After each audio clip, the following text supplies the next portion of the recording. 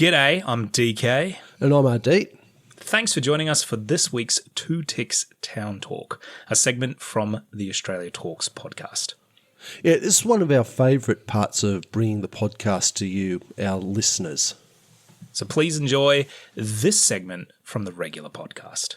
I've been everywhere, man. I've been everywhere, man. Across the desert, fair man. I've breathed the mountain air, man. I've traveled, I've had my share, man. All right, this week's Two Ticks Town Talk, we're heading to Lightning Ridge in New South Wales, a town famous for a man that wasn't from there and what's in the ground beneath.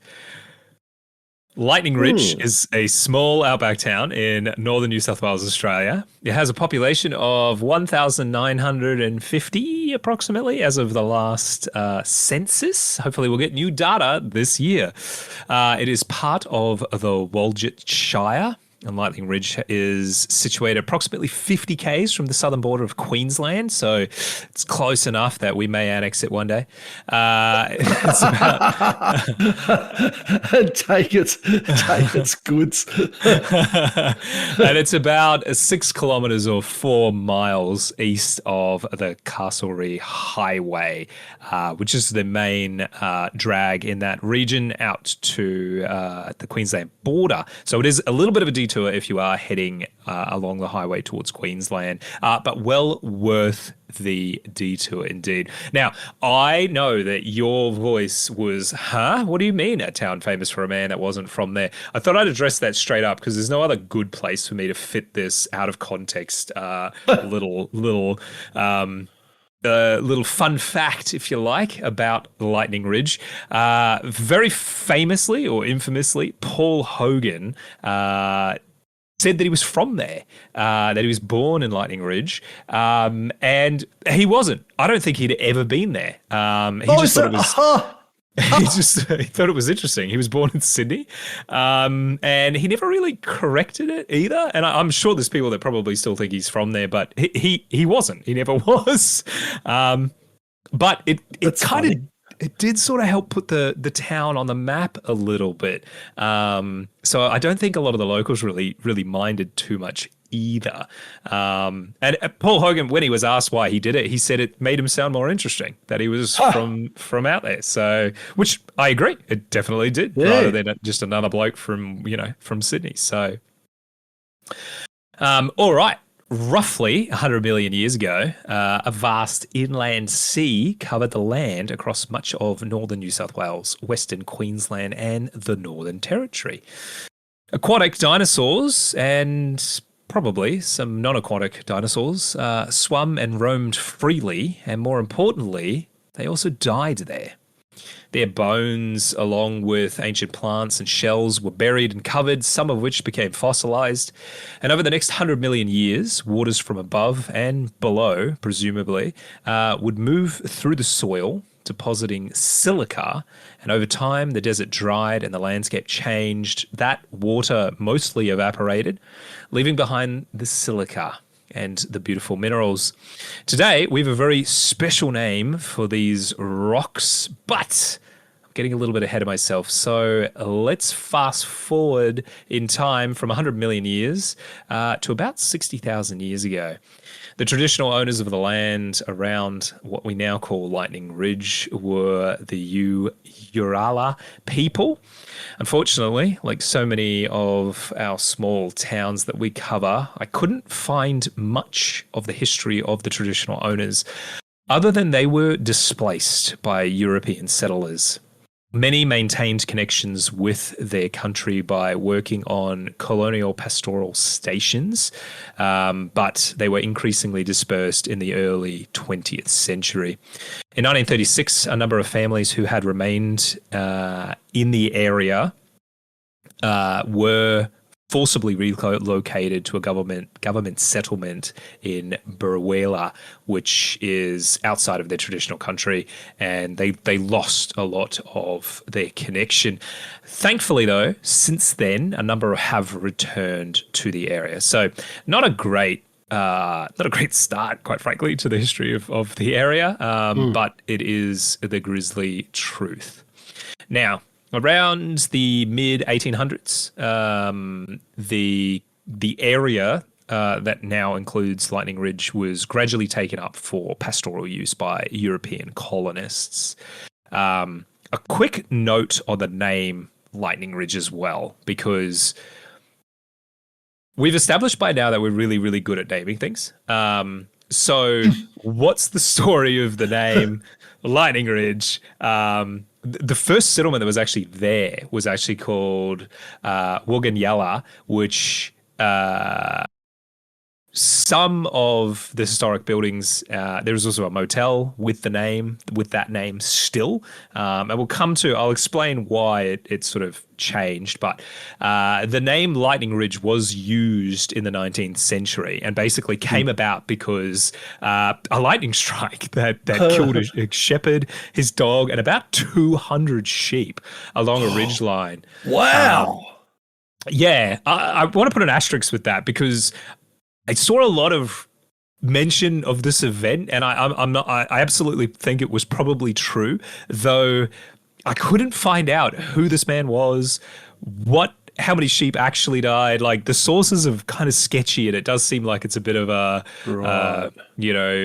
word of mouth sort of thing. Oh yeah, old Bob got struck by lightning up there and he died, and it might have been embellished over Lost the years. 200 sheep. We ate bloody lamb chops for 3 months. That's right. So, I mean, this was also apparently in the 1870s. So, who knows what really exactly happened, but the name sort of stuck, though it wasn't officially adopted until the 5th of July 1963, when the town was officially gazetted. So, yeah, I don't know. Anyway, that's the story of the name. Let's move on.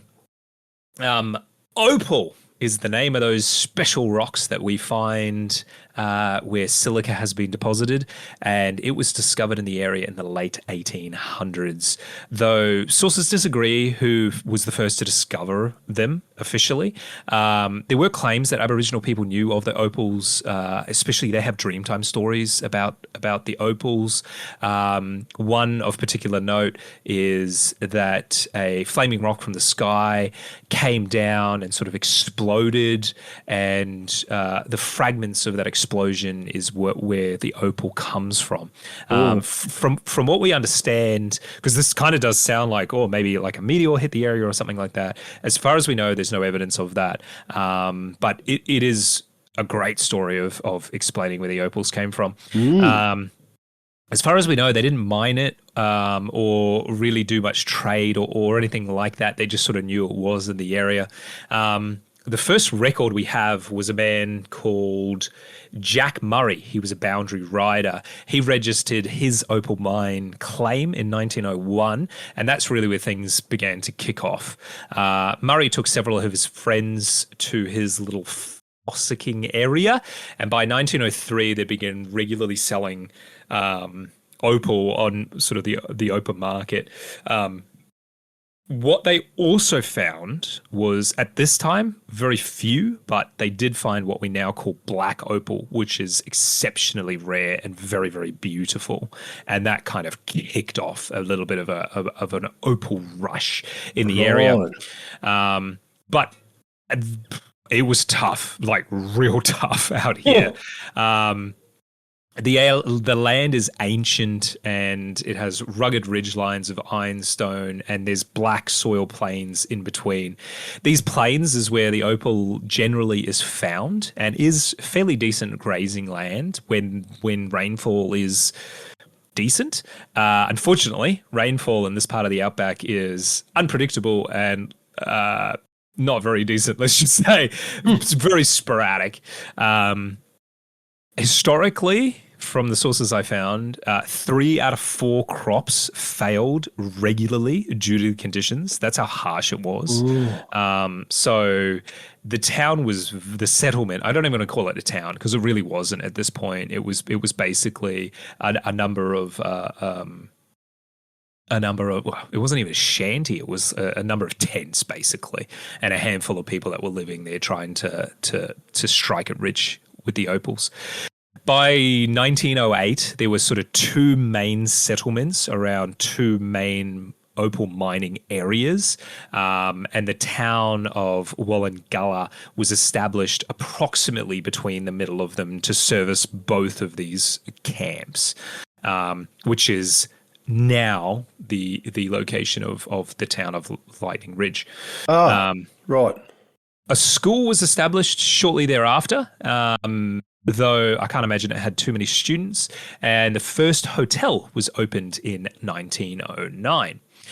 Interestingly, the first general store was actually opened by two Punjabi men, a couple of Indian men that had come over.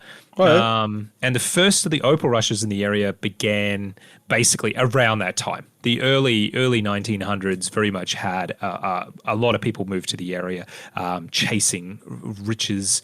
But by today's standards, it wasn't much of a rush. We're talking, a couple of hundred people at most. But because the conditions were so rough, that was a seemingly huge amount of people. By 1913, the opal rush began to sort of wane down a lot. And of course, World War I slowed things as men were called off to war. 5 of the 39 men from the district who went to war were killed, which is 12% of the population that actually left, which is pretty significant because there just were so few people that lived in the district. There were a lot of transient people that would come and go. In 1914, the state government called for a consolidation of settlements into Lightning Ridge. A new post office, a school, and a bush nurse were established as well. Back then, and even in some parts today, mining was done by hand using small picks and ox hide buckets. One man would basically stay above ground and he would lower his partner down into a shaft on a pulley, and you hoped that guy found something good while he was down there. A bit like what we see in Coober Pedy, which we've covered in one of the very first Tutic Sound Talks. It's very similar to that. Often you sort of dig a shaft directly straight down, and then you climb down that shaft, and hopefully you sort of widen it out once you're down to the opal layer. There are different shafts today and different ways to mine, but we'll come back to some of that modern stuff in a little bit.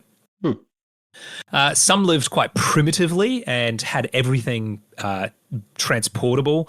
This is your classic sort of swag man, where he just carries everything on his back. Makeshift and sort of ephemeral. He sort of comes and goes, looking to strike it rich. And miners came from everywhere, both domestically and internationally. People were really hoping to strike it rich. Some did and lost it. Others invested wisely and prospered. But more often than not, miners managed to just make a living. But independence, fresh air, digging, and the thrill of the chase really kept people coming back. And the community was multicultural from the start. Gold seekers would come to Australia chasing the gold rushes, and then they would hear about opal. And so they would start chasing the opal as well. There were records of Americans, Germans, Indians, Chinese, English, Scots, and Irishmen, and many more nationalities in the area in the turn of the 20th century, which I feel like today that would be not unexpected, but back, in the early 1900s, that feels like not something that you would expect. But all newcomers basically endured the hard life and shared the promise of great wealth. Though prospectors were adventurers and largely independent, but as with all get-rich-quick schemes and dreams, disappointment and hardship were great equalizers. And they reckon 1 in 1,000 finds a good opal that is actually worth any significant amount of money.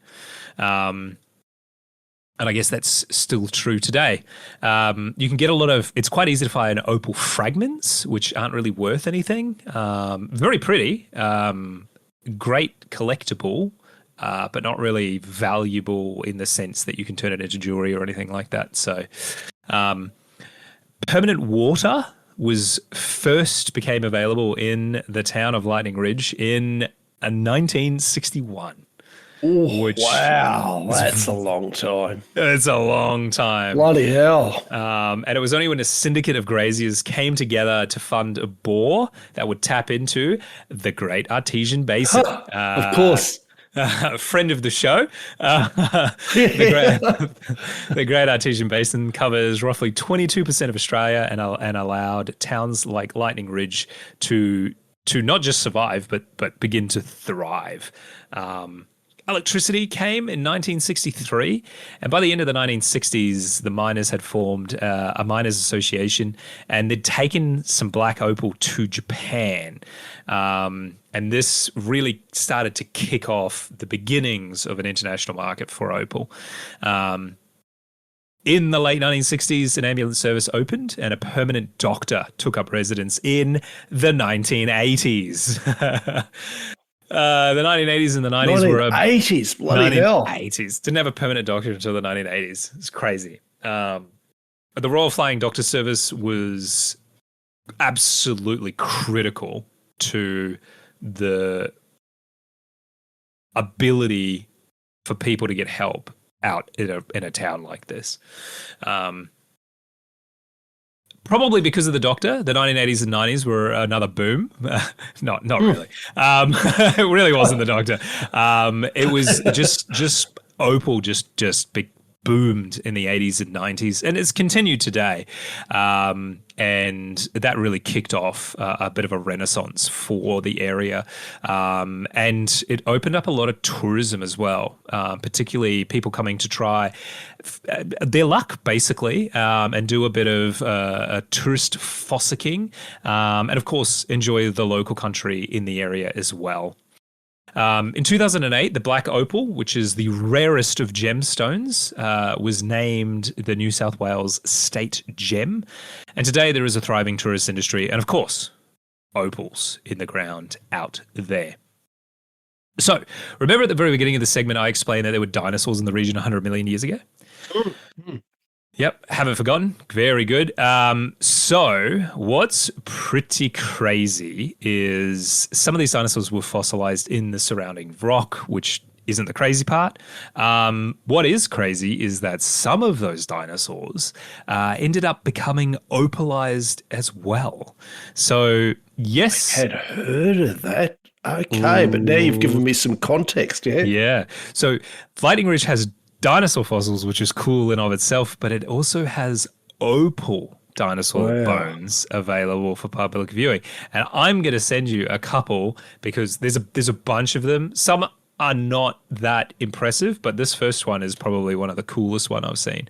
Okay.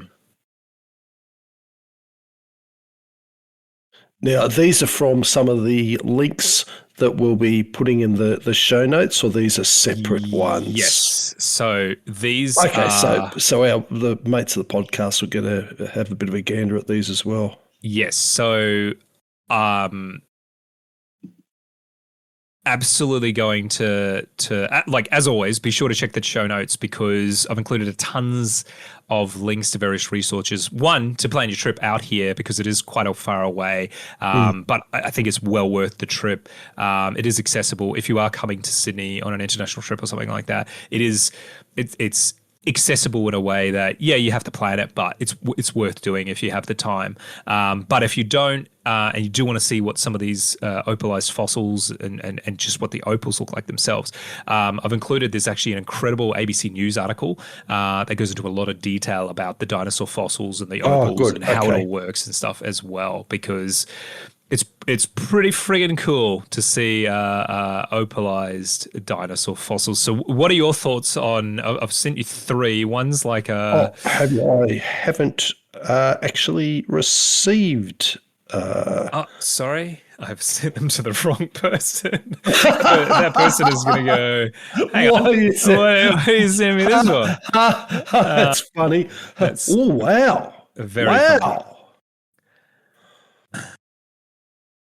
Ooh, I like that. So the one that I first went wow at is I don't even know what dinosaur it is, but it's obviously a dinosaur head, and it's like one of those science fiction characters, when the villain, something's gone horribly wrong with their face and they've put like a metal or a covering over part of it, and it's like you've just got the fossilized bone, but then this big continuation of the form of the skull, but in fossil, in opal. Yes. Wow. The last one I can't make out. Is that a fossilized dinosaur poo or something? I think it's maybe? like a pine cone, I think. Oh. I'm not 100% sure, but we've got a number of teeth that are basically completely opalized. The opal has completely replaced the bone, essentially. So it's an opal tooth, basically. And there's a lot of these. They found a lot of teeth, opalized teeth, which for some reason seem to opalize really, really well. There is an entire opalized dinosaur, but it's not as impressive as the ones that I've sent you. That first one's a real, like, the other two are interesting, the tooth and the pine cone, but that first one with the skull and seeing that that's a winner. Yeah. If you are I'd love interested, to see that. If you are listening and you just want to see it without clicking any links or anything like that, if you just go to Google Images and type in dinosaur opal, it will be one of the first that comes up. If you want to be more specific, if you type in Lightning Ridge dinosaur opal, you'll see that picture of the skull. It looks kind of like vaguely like a crocodile skull, with this huge opal in the middle, which is just, quite frankly, incredible. And there is a number of other opalized dinosaur fossils and things like that they've found in the area, as well as shells and all sorts of things, which you can see at the Opal Museum in Lightning Ridge. So there is a lot. Interesting. Yeah, wow, that would be. That skull alone would be. I mean, it would be, if I was within spitting distance of it, I'd probably be tempted to go anyway. But that skull, that's a extra bit of incentive. Very cool. There is a lot to see and do in Lightning Ridge today. So my recommendations, because there's a lot, I'm not going to list them all, but I think it's worth going and doing an opal tour while you're there. Pick the brains of the local fossickers and try your luck at striking it rich. Why not? There's a lot of different ways to do it, and they'll show you the different ways. So if you're going out there, you may as well have a go, right? Yeah. And you may as well start with a tour, because they'll tell you how to do it and where to look. Once you've sort of got your bearings on how to find opal and where you need to go, I would recommend, and this is really cool, the Lightning Ridge car door tours. As far as I know, this is unique to Lightning Ridge. And basically it is a self-driving tour around the town. There are 4 separate tours, and each are demarcated by color-coded and numbered car doors that are hanging around the town. So if you can imagine, if you follow the blue car doors that are hanging around the town, you'll be guided to the best sites that you can fossick for yourself for opal. And they're literally just hanging off fences, nailed to trees, and they've got numbers on them, and they each correspond to, you can get a little map from the visitor center and things like that. And it's a self-guided tour. I don't know why they're specifically car doors as opposed to anything else, but anyway, it gives it a bit of a flair. If you follow the red car tour, it will take you to Amigo's castle and other incredible local architecture. There's a couple of how should I put this nicely? Very cool and interesting people that live out in these sort of remote communities. A lot of them have incredible artwork that they like to display for the public and things like that. So very, very cool to get out there and check out what the some of the crazy things people are doing. There's also a number of underground houses out here, because it does get very, very hot, as we've seen in other parts of Australia as well. And they do have a large artisanal bath.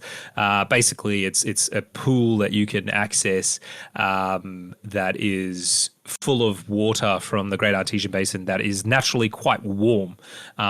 So you can finish the day with a warm dip at the bath before heading off to the pub to grab a couple of pints of beer and chat with some of the locals and the other fossickers to see, what people found that day. And of course, you could buy a lot of beautiful opal jewelry. I was looking at some of the local wares for sale, and I'll tell you what, you can spend a lot of money on some of these incredible pieces of jewelry.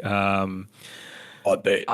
Yeah, some of them are very expensive. But again, each one of these is like a one-off piece. There's no two pieces of opal are alike, really. And particularly some of the big pieces are really incredible. So you can still stake a claim, grab a shovel, a pick, and try your luck. And the thing is you might find the next big thing out there. It does happen. Some visitors just come for a few days and find that they just never went home. Some of the local people literally came as tourists, loved the place so much that they dug their hole and staked their claim for the rest of their life, basically. Wow. So make sure that you get out to Lightning Ridge, try your luck, have a dip in the mineral hot baths, visit the car door tour, and don't forget to check out the dinosaur bones. There's so much more to do. I cannot stress that this little town has so much life, and it's made me really, really want to go there. So as I said before, check the show notes. There's a heap of links in there to various resources for planning, and of course, there's that incredible ABC News article about the dinosaur fossils and the opals and the whole process of it all as well. So if you are interested, that's probably a really great place to start. But yeah, get out there, Lightning Ridge. Paul Hogan, it's not from there. Oh, wow, that's interesting. Way more. Yeah, obviously, knew about the opals at Lightning Ridge. Didn't know all these other details. That sounds like a fun place to go. And get to it before Queensland annexes it. It'll be its hot green land of the south. That's wow. I didn't know a lot of that, and that car door thing sounds fun. So look now, how I have seen very little opal jewelry that I particularly like. I feel like it's a love it or hate it thing, and I think also too there's a lot of opal jewelry that, in my opinion, gets put into sort of very garish settings. Yes, I'd agree with that. So yeah, there's a lot of stuff, because they do that whatever they call it, triplets, which is basically a thin sliver, if I'm getting the terminology correctly, basically a thin sliver of opal, but then it's on top of a plastic mount, and then tends to get coupled with lots of mass-produced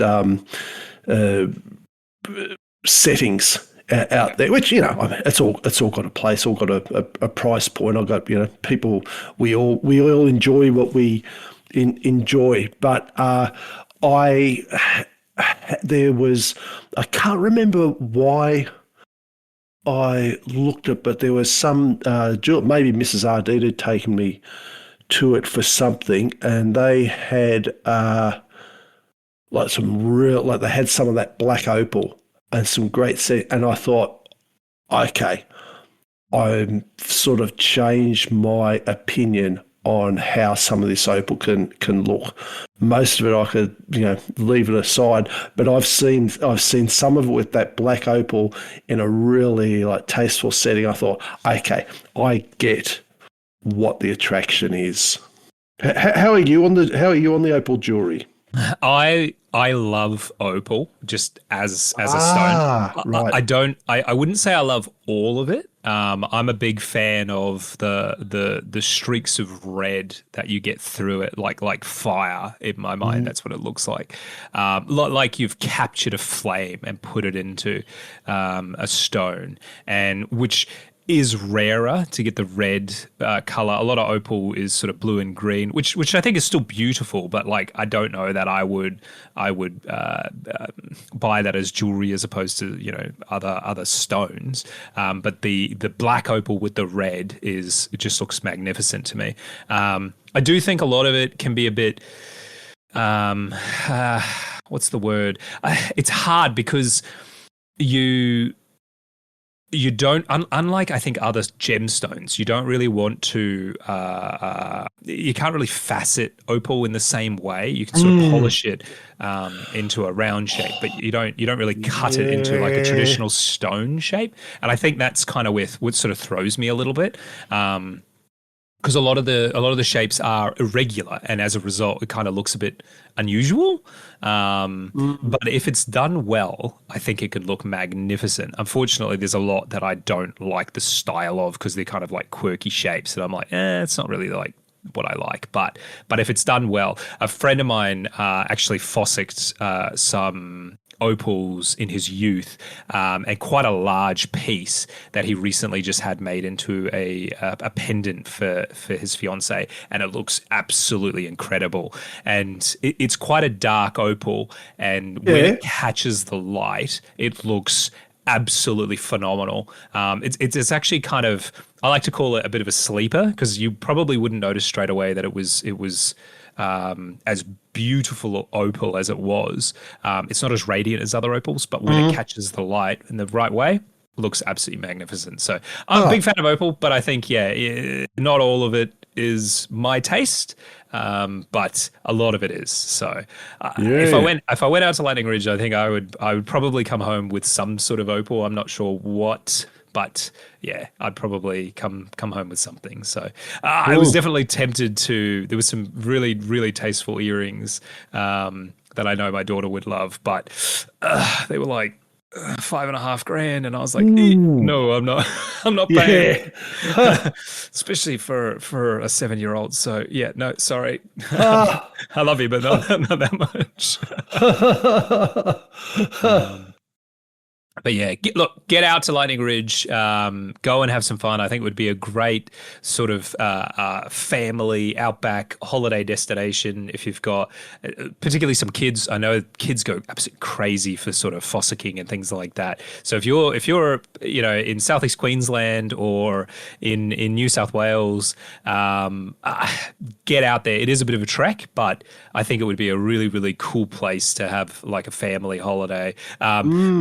Even if you don't have kids, get out there anyway. Because I think, again, it would still be a really, really friggin' cool place to go check out. And I think it's pretty quiet for most of the year. Definitely picks up in the winter because it's not as hot.